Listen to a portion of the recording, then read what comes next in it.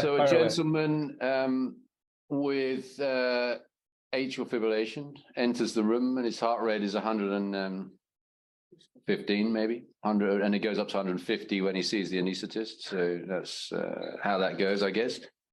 There's a discussion with anesthetics about whether the patient's got this case 4 on the paper. So just to recap, that is a man with 2 polyps, both around 20 millimeters, both biopsied, both spot marked, both tuberadenoma with low-grade dysplasia. The patient's 86 years old.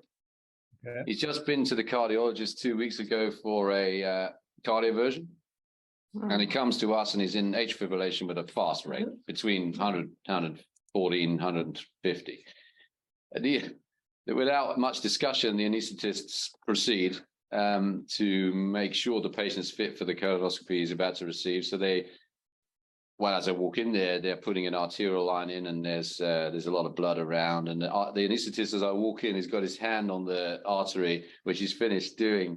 He hasn't got the line in. It wasn't successful. It says to me, yeah, maybe the patient also hasn't stopped their antico. I'm not 100% sure about that. So what do you think about that? That sounds like a recipe for a catastrophe. And I say to him, yeah, probably we're not going to be able to do it today. He says, oh, doctor, come on, let's do it. Let's do it today. I've taken that horrible bowel prep. Please, come on, don't cancel it. Okay, so you have a different option available for you that we don't have available to us, which is saying, okay, you've took your bowel prep. If there's capacity tomorrow, I can defer you till tomorrow. And when the patient's stable, you do it the next day. So the benefits of cold snare polypectomy are that it really does not lead to any delayed bleeding. So that's not bleeding at the time. It does lead to bleeding at the time, but it does not have a risk, hardly any, 0.0 something % risk of bleeding after the procedure. And of course, that is what brings patients back into hospital and what causes patients problems. It does not have a risk of perforation, not really. Case reports exist of the bubble sign. I don't believe in it personally, but you really have to cause extreme traction on the catheter if you're going to cause a perforation.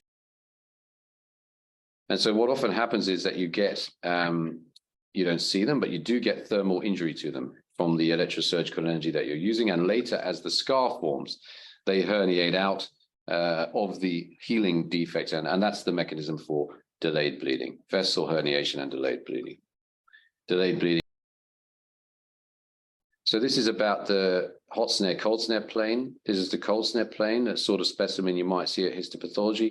This is the hot snare specimen. So you see the key difference is the amount of submucosa. So here's the muscularis mucosa line. So if your polyp's bigger than 10, basically, because if it's under 10, you're doing cold snare. If it's bigger than 10, think, is it a sessile serrated lesion? We'll go into what that means in a minute. ND is non-dysplastic. So if it's a non-dysplastic sessile serrated polyp, then we agree, John and I agree, for piecemeal cold snare polypectomy. You can do piecemeal EMR, but I would suggest that more and more we would do this with meticulous technique. If it's dysplastic. So firstly, you have to trust that the bleeding will stop by itself and don't worry about it. It only becomes an issue if it's impairing your ability to fully evaluate the resection margin and you're worried about there may be some tissue left behind. And that's a real thing, because in the PUL study, the biggest study, the bigger area that was incomplete resection was really the sessile serrated lesions. And it may well be that the bleeding is an element of that. So there are a few unanswered questions, but I think to say that cold snare never causes problems, you just have to be slightly careful about that, I think. David, I've had a perforation with a cold snare. I recognized it immediately. It was in the bowel cancer screening program, and I clipped it immediately, and we had to talk about it. So I didn't do anything that I think was unusual, really. Even on reflection, I'm not quite sure why it was. Maybe it had a slight fall. So I'll live with it. But I do inspect the defect. And therefore, if you inspect the defect, even if that occurs, it's going to be relatively small or modest, and it should be very easily clippable. But it means you have to check the defect. Did you notice that perforation, John? Yeah, straight away. And I do think that there's also, this is another good example of when cold snare polypectomy can be difficult when it's really flat, right? So this is really flat, this polyp, like it's really like not even standing up at all. Maybe it's on a little bit of a scar. And so some technique and some tips to get decent cold snare polypectomy in this situation is use the right snare. So this is the right type of snare. The wire is thin. You can tell it's much thinner than the standard one. There's a bit of scarring here for sure. And then as much suction as you can, as well as pushing the snare hard against the mucosa. And the other thing, of course, you can do here is inject. And sometimes injection really can help you.